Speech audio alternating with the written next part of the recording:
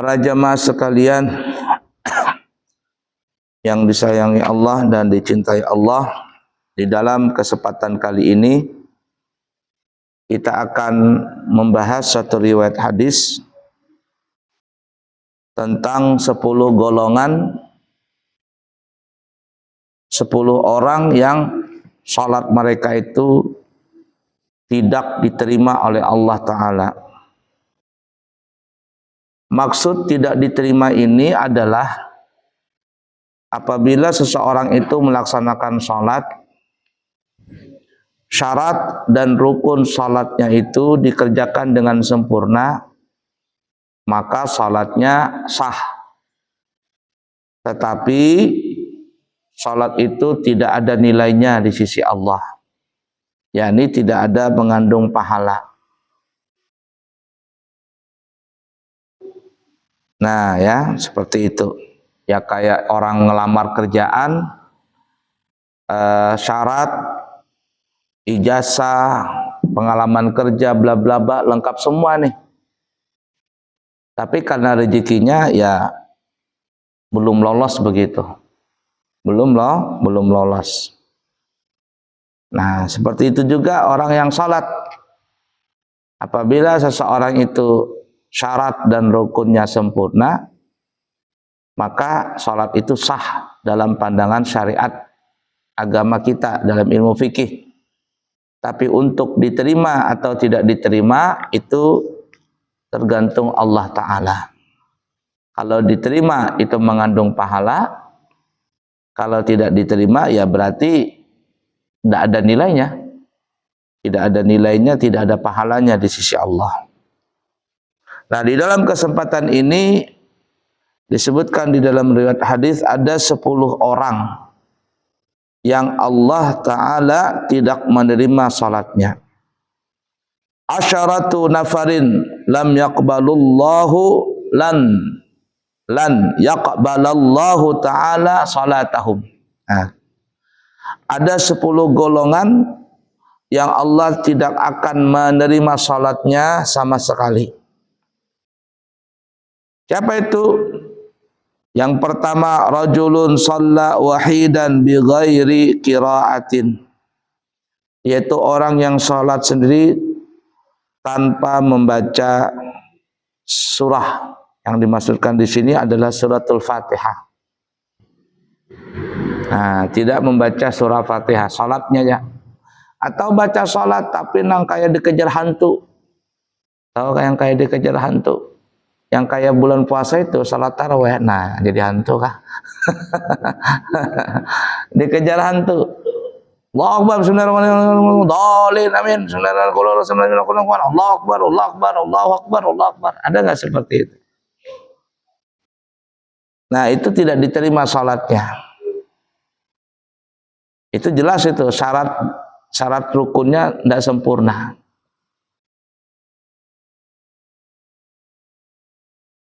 Jadi yang dimaksud ini seorang laki-laki, tapi bukan hanya laki-laki, perempuan juga begitu. Kalau ada perempuan sholat sendirian, begitu juga laki-laki tanpa membaca bacaan yang bagus, yakni tidak ada membaca suratul Fatihah, maka sholatnya tidak sah.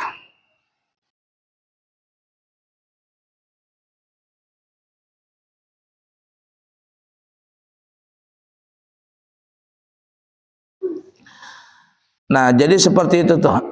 Namun dalam masalah Fatihah ini para ulama beda pendapat, ya, para ulama nih. Kalau kita makan mazhab Syafi'i, jikalau berjamaah yang wajib membaca Fatihah itu cuman imam. Maksudnya gini, mohon maaf ya salah. Kalau kita dalam mazhab Syafi'i berjamaah, imam dan makmum wajib baca Fatihah. Tapi kalau mazhabnya Maliki, Hambali atau Hanafi, makmum itu tidak wajib baca Fatihah. Yang wajib Fatihah itu cuman imam di bacaan bernyaring. Rakaat pertama, rakaat kedua, salat maghrib, isya dan subuh. Begitu juga Jumat. Tapi kalau salat sendiri itu sepakat. Kalau sholat sendiri nih, atau sholatnya pelan, sepakat bahwa semua orang yang sholat itu wajib membaca suratul Fatihah. Nah, oleh karena itu di sini maksudnya adalah rajulun shalla wahidan bighairi qiraah, seseorang yang sholat sendirian tanpa membaca Fatihah, itu maksudnya tidak berjamaah. Kalau berjamaah dia sebagai makmum, kita dalam mazhab Syafi'i wajib makmum baca Fatihah juga. Tapi kalau Maliki, Hambali, Hanafi, mereka tidak wajib baca Fatihah. Yang bagi makmum ya, yang makmum tidak wajib baca Fatihah. Makanya terus terang ya, kami pribadi itu terkadang ditegur di Mekah itu. Di Mekah kah di Madinah. Nah, terkadang tuh imamnya cepat. Terkadang imamnya cepat. Jadi ketika baca selesai suratul Fatihah, umpama baca surah pendek nih. Baca surah pendek. Lalu imam ruku. Saya belum selesai baca Fatihah. Kita kan mazhab Syafi'i kan baca Fatihahnya makmum itu setelah Fatihahnya imam. Gitu kan ya? Nah, saya belum sempat baca Fatihah, imam sudah ruku. Pas imam bangkit baru saya ruku. Dan sekali dua kali saya ditegur sama orang sana. Katanya, gimana kamu salat katanya? Tidak boleh begitu salat katanya. Lalu saya bilang, ana Indonesia, saya ini orang Indonesia. Di Indonesia mazhab Syafi'i. Orang Indonesia itu mazhab Syafi'i. Kata saya, la salata liman lam yaqra'il Fatihah. Nabi mengatakan tidak sah salatnya seseorang yang tidak baca suratul Fatihah. Nah, baru dia paham, oh Syafi'i ya? Iya, kata saya. Kita Syafi'i, antai amma enta, kata saya, adapun kamu ya, kalau kalian ini mazhabnya Hambali di sini, di Mekah itu Hambali, Mekah Madinah mazhabnya mazhab Hambali. Nah, itu. Apa? Udah kedengaran? Oh. Kedengaran? 1, 2. Kedengaran? Ya sudah. Bagus saja memaju situ, Pian. Duduk situ.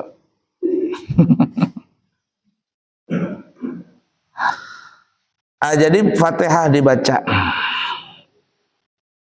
Satu ya. Yang kedua, yang salatnya seseorang tidak diterima adalah warajulun la yu'addi zakata, seseorang yang enggak bayar zakat. Enggak bayar zakat. Zakat itu ada 2. Zakat secara garis umum terbagi 2. Ada zakatul mal, ada zakatul badan. Yang pertama zakatul mal, zakat harta. Zakat harta ini dalam mazhab kita Syafi'i yang wajib dizakati ada 6 harta yang wajib dizakati. 6 harta.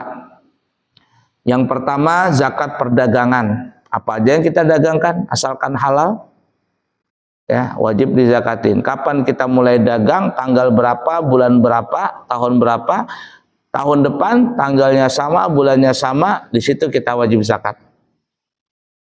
Apabila sampai setahun dan sampai nisabnya. Panjang lah ya, pokoknya itu dulu zakat perdagangan. Yang kedua, zakatul zahab wal fiddah. Zakatun naqdain. Emas perak. Zakat emas dan perak. Nah, jadi kalau bisi emas banyak, hati-hati, itu ada zakatnya. Apalagi bisi tasnya dari emas. Ya kan ya? Tasnya emas pembinian itu sekarang. Nah, dikiaskan oleh ulama zaman sekarang ini zakat emas dan perak adalah zakat uang. Jadi kalau kita punya uang senilai 83 gram emas, berapa 1 gramnya sekarang berapa ya? 1 juta berapa segramnya? Berapa Bu 1 gramnya Bu? 1.800.000 ya? Nah, 1.800.000 dikali 83 berapa itu? Kalau ada duit segitu sampai setahun diputarkah? Kalau diputarkah duit itu wajib dizakatin setiap tahun. Nah, itu dikiaskan dengan zakat emas dan perak. Yang ketiga, zakatul zuru', zuru' wa thimar, zakat tanam-tanaman. Zakat buah dan tanaman. Tanaman yang wajib dizakati ini adalah terutama tanaman pokok. Beras, gandum, ya. Kemudian apa namanya? Yang tanaman pokok itu ya seperti macam mungkin jagung ya, karena di Jawa ada apa namanya? Nasi jagung. Jagung, sagu, nah itu. Kemudian apa lagi? Buah-buahan. Buah-buahan yang wajib dizakati adalah kurma dan anggur. Dua itu saja yang wajib dizakati, kurma dan anggur. Kalau orang berisi 2 hektar durian, itu duriannya nggak dizakatin. Tapi kalau duriannya dijual, ada duitnya. Nah, itu yang dijual itu hasilnya, hasil jualannya, bukan duriannya dizakatin. Nah, kalau pang berisi 2 hektar durian, sekali panen umpama 10 truk, datang ke Masjid Madinatul Iman ini, Pak, saya mau zakat. Zakat apa? Zakat durian katanya. Mana itu? Itu 1 pekap katanya. Siapa yang mau makan durian? Kalau dijual ada duitnya, nah itu baru duitnya dizakatin. Nanti zakatnya namanya zakat perdagangan. Yang keempat adalah zakatun na'ami, zakat binatang ternak. Ada 3 yang wajib dizakati binatang ternak itu. Kambing, sapi, onta. Wa ala alihi wa sahbihi ajma'in. Yang mirip-mirip dengan onta, onta berpenuh 2. Yang mirip-mirip dengan kambing, domba. Yang mirip-mirip dengan sapi, kebo, hadangan. Selain daripada itu nggak ada zakat. Ada orang berisi ayam ternak kah, ayam kampung kah, sekali masang di kandangnya itu sampai 50.000 ekor umpama, atau 5.000 ekor. Kalau 50.000 ekor banyaknya, 5.000 ekor umpama. Apakah wajib zakat? Datang ke Madinatul Iman, Pak, saya mau zakat. Zakat apa? Zakat ayam. Mana ayamnya? Tuh 1 pekap tuh nanya.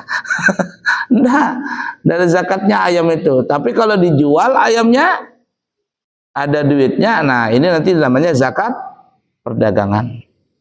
Nah, ya.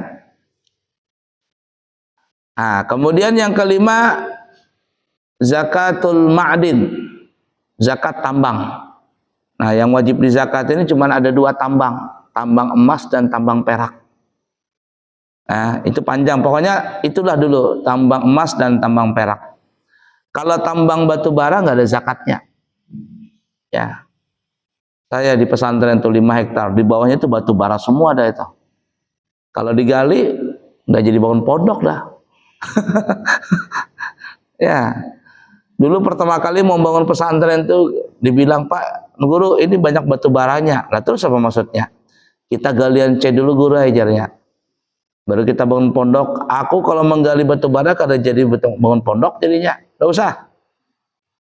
Kita bangun pondok, niatnya bangun pondok, jangan dirusak-rusak alam ini.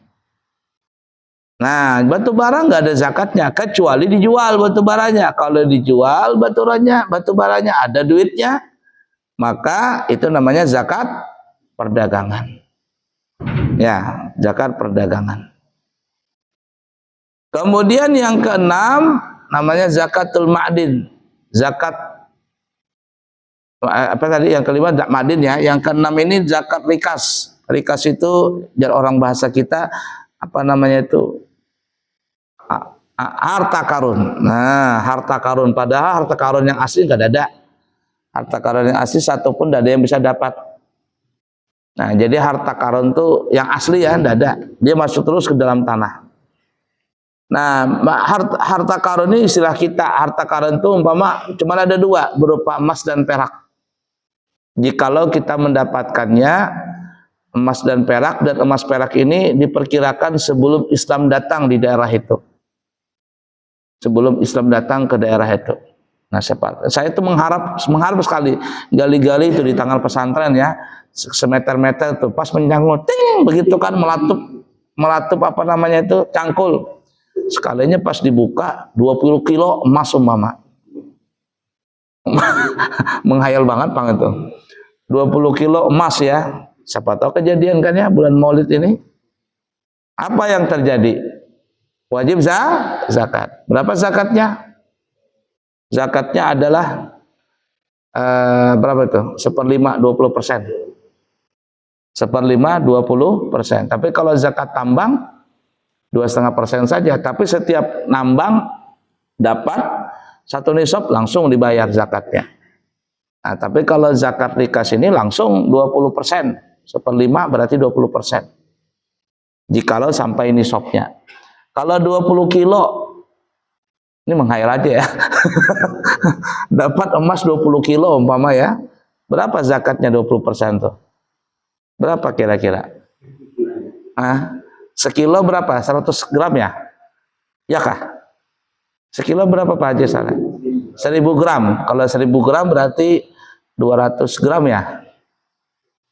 1000 gram berarti 20%-nya berapa? 200. 200 kali 20 berapa itu? Masih sedikit. Masih banyak lagi di sana. Ya. Wah iya. Alhamdulillah. Menghayal barang dulu kan.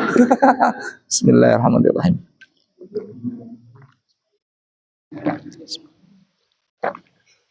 Itu berupa emas dan perak. Tapi kalau dapat intan umpama, menggali dapat intan. Yang kayak genggaman ini intannya lah. Dijual umpama 20 triliun. Ada zakatnya? Ada, tapi bukan zakat intan. Zakat apa namanya? Perdagangan. Tijarah di situ. Nah, itu zakat mal. Cuman bebinian zaman sekarang atau kita lakian sama aja. Lebih mudah mengeluarkan zakat mal daripada zakat mal. Kita kalau ke mall itu berapa kita makan? Duduk di mall itu aja makan sudah berapa? Nah, pajak lagi ada royalti yang lagu musik kita juga dibebankannya. La ilaha illallah. Kita yang makan, kita yang bayar pajak. Aneh juga ya. Sebenarnya kan yang bayar pajak itu siapa ya? Pajak makanan itu. Pedagang. Tapi kenapa kita yang dibebankan? Nah, itu setengah zalim atau mungkin zalim itu. Ya, harga dagangannya berapa? Tulisannya umpama 25.000 sekali makan. Tulisannya, sekalinya PPN-nya berapa? 10% situ. 11%. Yang nanggung itu siapa? Kita lagi yang makan. Pokoknya semuanya dipajakin berataan. Keluar, masuk parkir, keluar parkir, bayar pajak.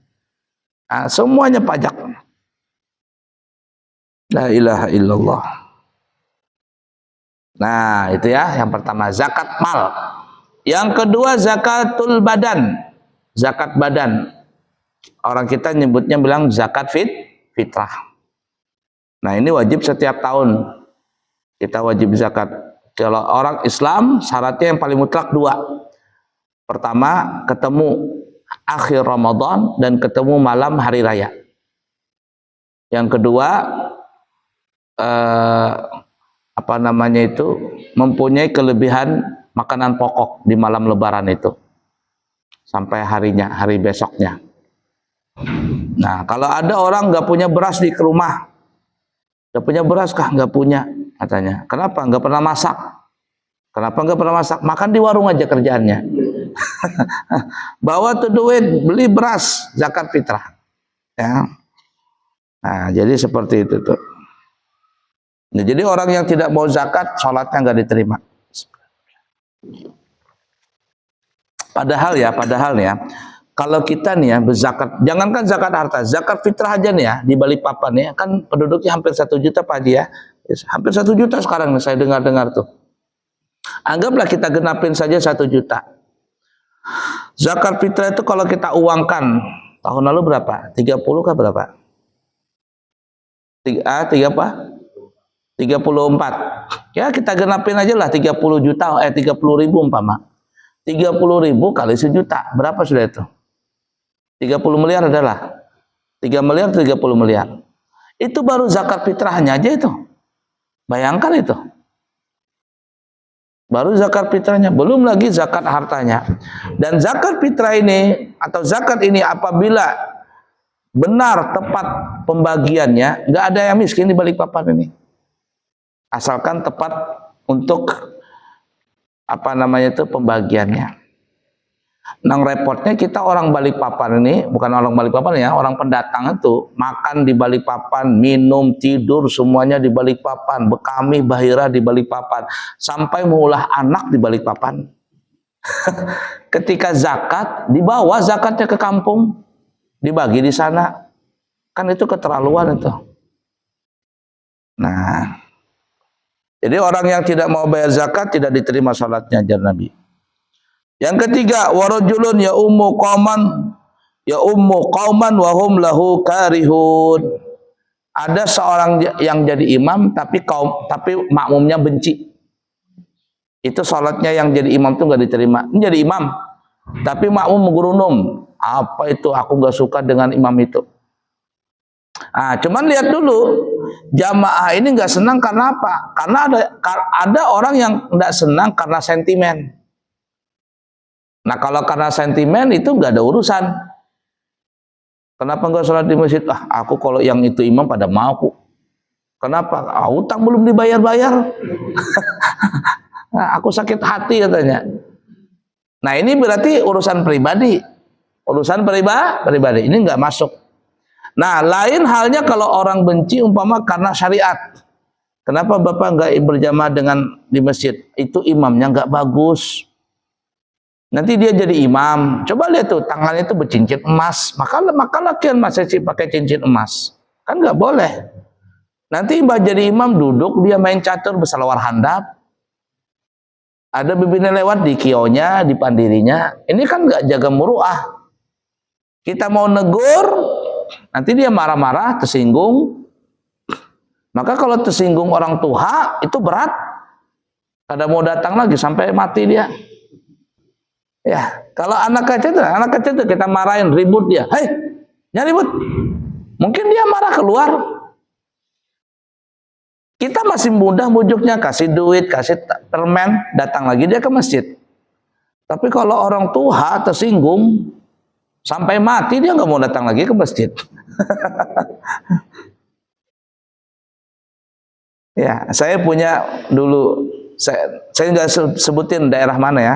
Dulu saya pernah punya rumah, ya, ada langgar begitu. Kemudian apa namanya itu, di depan langgar itu dekat sekali, mungkin nyebrang jalan saja itu ada rumah orang. Mbah itu baik sama saya. Kalau saya lewat dia bilang, Assalamualaikum Pak Ustadz. Waalaikumsalam Mbah, sehat Mbah? Sehat. Tapi nggak pernah ke masjid, nggak pernah ke musola. Saya tanya sama orang musola, kenapa itu Mbah itu nggak pernah ke musola? Padahal itu dekatnya tuh rumahnya. Cuman seberang jalan sudah rumahnya dia. Dengan langgar tuh nah. Apa orang kampung bilang, Pak katanya itu Mbah itu pernah tersinggung apakah di masjid di langgar ini? Akhirnya nggak mau ke langgar lagi. Jadi kata saya itu meraju Tuhan namanya. Nah itu repotnya kalau meraju orang tua tuh sampai mati dia nggak mau lagi datang ke masjid. Nah, jadi dilihat dulu ya. Ini makmum ini sentimen dengan jamaah ini apa? Kalau sentimennya karena pribadi itu tidak ada urusan. Tapi kalau sentimennya kalau marah karena syariat, nah itu nggak boleh seseorang jadi imam kalau dibenci oleh kaumnya.